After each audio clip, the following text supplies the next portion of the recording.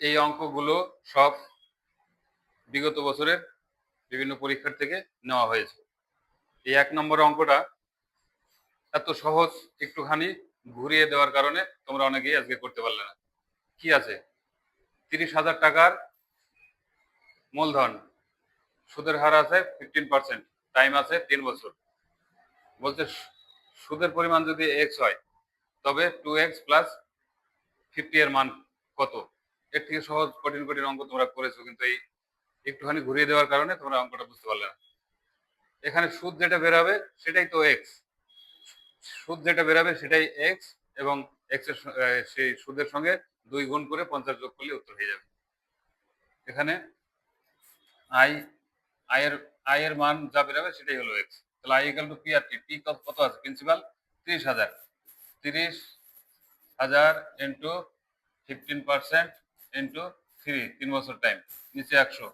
এবার যদি আমরা কাটাকাটি করি 2 শূন্য 2 শূন্য কাটলাম, তাহলে 3 15 45, 45 গুণ 45 কে 3 দিয়ে গুণ করি, 3 3 5 15 5, হাতে থাকলো 1, 3 4 12 1 13, আর দুটো শূন্য ছিল, দুটো শূন্য। এই যে সংখ্যাটা পাওয়া গেল এটা হলো সুদ, মোট সুদ এক্স। এটাই হলো এক্স এর মান, এটাই হলো এক্স এর মান। তাহলে এখানে কি আছে? 2x plus 50।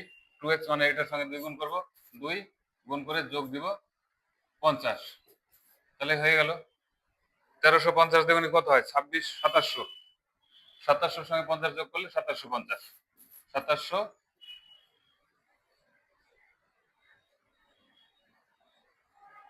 13,500, তাহলে 27,000, 26 27,000,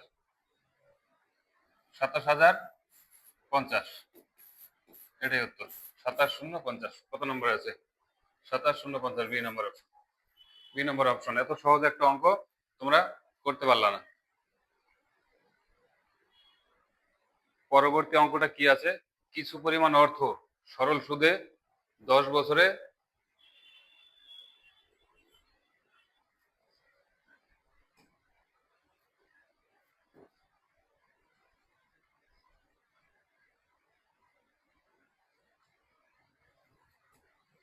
কিছু পরিমাণ অর্থ সরল সুদে 10 বছরে তার মূল্যের 5 গুণ হয়। মূল্যের 5 গুণ বলতে কি বোঝায়? মূল্যের আসলের 5 গুণ বলতে কি বোঝায়?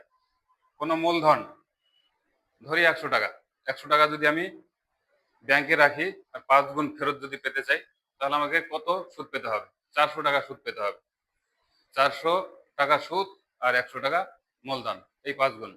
তাহলে এখানে I equal to P R টি, সবগুলোর মান যদি আমরা বসাই, পি যদি কি বলছে 10 বছরে 5 গুণ হয়েছে, তাহলে প্রিন্সিপাল 1 টাকা যদি হয় তাহলে সুদ হতে হবে 4 টাকা, তবেই হবে 5 গুণ।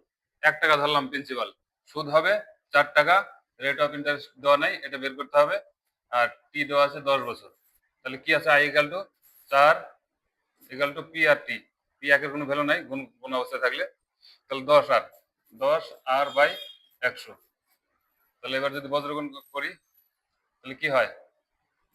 আর ইকুয়াল টু 100 গুণ 4 বাই, আর ইকুয়াল টু 100 গুণ 4 বাই 10, তাহলে কি হয়? শূন্য শূন্য কাটলো, 4 10 40% সুদ, 40% আমরা সুদ পেয়ে গেলাম। 40% সুদ। এবার কি বলছে? একই সুদের হারে, অর্থাৎ ওই 40% সুদের হারে কত বছরে এটি নিজের 10 গুণ হবে? আগে বলছিল 5 গুণ, এবার বলছে 10 গুণ। তাহলে I equal to P R টি। তাহলে প্রিন্সিপাল যদি 1 টাকা হয় তাহলে 10 গুণ হতে হলে 9 টাকা হতে হবে সুদ। আর রেট অফ ইন্টারেস্ট কত পেলাম? 40%, 40%।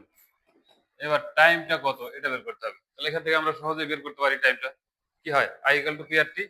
তাহলে আই এর মান 9 ইকুয়াল টু পি, একের কোনো ভ্যালু নাই, 40 40 আর এখানে টি, 40 টি বাই 100। এখান থেকে যদি আমরা এবার টি এর মান করি, মান বের করি, টি এর মান টি ইকুয়াল টু, নিচে আকাশে মানে, তাহলে 900 900/40, 900/40, 900/40 আসছে। ঠিক আছে, 900/40। এবার কাটাকাটি যদি করি, শূন্য শূন্য কাটলো, 2 দুগুণি 4, 45 দুগুণি 90। তাহলে 2 দিয়ে 45কে ভাগ দিলে কত হয়? 22 দুগুণি, ক্যামেরায় কি আসছে? ক্যামেরায় আসছে না ভালো করে। 2 দিয়ে যদি 45কে ভাগ দেই, 22 দুগুণি 44, বিয়োগ দিলে হয় 1.105। 22.5 বছর সময় লাগবে। কি চাইছিল? কত বছরে এটি নিজের 10 গুণ হবে? 22.5 বছরে। বি নম্বর অপশন, বি নম্বর অপশন। পরবর্তী অঙ্কটা কি আছে? 6,200 টাকা সরল সুদের হারে 4 বছরে 9,176 টাকা হয়। যদি সুদের হার 3% বৃদ্ধি পায়, তাহলে সুদে আসলে অর্থের পরিমাণ কত হবে?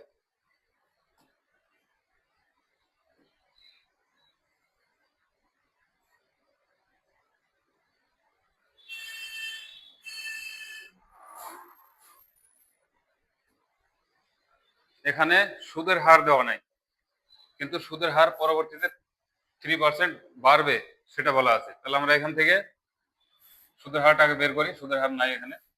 কি আছে? এখানে আই মানে ইন্টারেস্ট কত? এখানে আছে সুদ আসল, আর এখানে আছে আসল। তাহলে সুদ আসল থেকে আসল বাদ দিলে আমরা সুদ পেয়ে যাব। কত হয়? 2 শূন্য 76, 76 আর 2 আছে কত হলে? 11 হবে, 9 হলে। আর থাকলো 1, 6 আর 1 7, 8 9 2, 2976 টাকা হলো সুদ। 2976 টাকা সুদ। এবার পি কত আছে? পি আছে যে এটা 6200, 6200 আর আছে, আর নাই, আরটা বের করতে হবে। পি আছে কত? 4 বছর। এবার বের করো, রেট অফ ইন্টারেস্ট বের করো। তাহলে 2 9 7 6 equal to TRT 6200 into 4 into R by 100। তাহলে এই দুটো শূন্য কেটে গেল। এবার আর ইকুয়াল টু 2 9 7 6 বাই 62 গুণ 4। কাটাকাটি করো, 4 দিয়ে কাটলে 4 7 28, 29, 4 4 16, আবার 4 4 16, 744। 62 দিয়ে যদি কাটি, 62 দিয়ে 74-এর মধ্যে কয়বার যায়? একবার। থাকলো কত? 12। 12-র পরে 4 ধরলে হয় 144। 62 দুগুণে 144, দুইবার যায়। 12% সুদ, 12% সুদ ছিল। এবার 3% যদি বৃদ্ধি পায়, এখানে 3% যোগ করে দিলে হয় 15%। 15% ধরে এবার পরবর্তী অংশটা করতে হবে। তাহলে কি আছে? সুদে আসলে অর্থের পরিমাণ কত হতো? আবার আই ইকুয়াল টু পিআরটি করো আবার। এবার সুদের পরিমাণটা বের করো। আই এর মানটা কত হবে? I equal to P, P মানে 6200, 6200 ইন্টু রেট অফ ইন্টারেস্ট যেটা পেলাম 15, আর টাইম ওই 4 বছরই আছে, গুণ 4 বাই 100। তো কাটাকাটি করলে 2 শূন্য কাটলো, আর কিছু থাকলো না। 62 15 আর 4, 4 15 60, 60 গুণ 62। তো 6 দিয়ে গুণ করো, 6 দুগুণে 12, 2 হাতে থাকলো 1, 6 36, 1 37, 37 একটা শূন্য বসে গেল। এখন এই টাকাটা সুদ। কি বলছে প্রশ্নে? তাহলে সুদে আসলে অর্থের পরিমাণ কত হবে, কত হতো আর কি। তাহলে এর সঙ্গে 62 এটা সুদ পেলাম আমরা। যদি 3% বাড়ে, তাহলে এই টাকার 4 বছরে এত টাকা সুদ পাওয়া যাবে।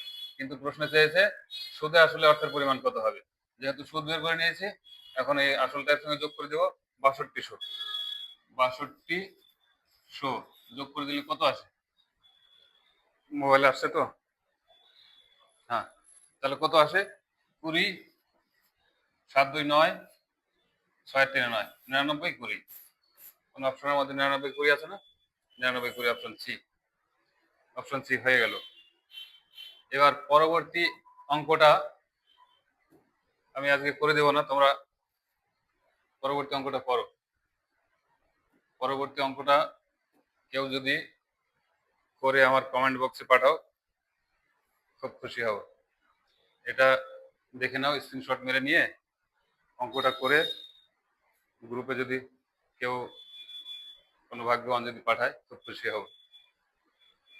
যদি 6 মাস অন্তর অন্তর সুদ আসলের সাথে যুক্ত হয়, তবে বার্ষিক 10% হারে 6400 টাকার 18 মাসের চক্রবৃদ্ধি সুদ কত টাকা? খুব সহজ। আমরা চক্রবৃদ্ধির অনেক অঙ্ক করেছি, এখানে একটুখানি একটুখানি অন্যরকম ভাবে দেওয়া আছে, এটা করে পাঠাও। ধন্যবাদ সবাইকে, 2 4 জন যারা ওয়াচ করেছো।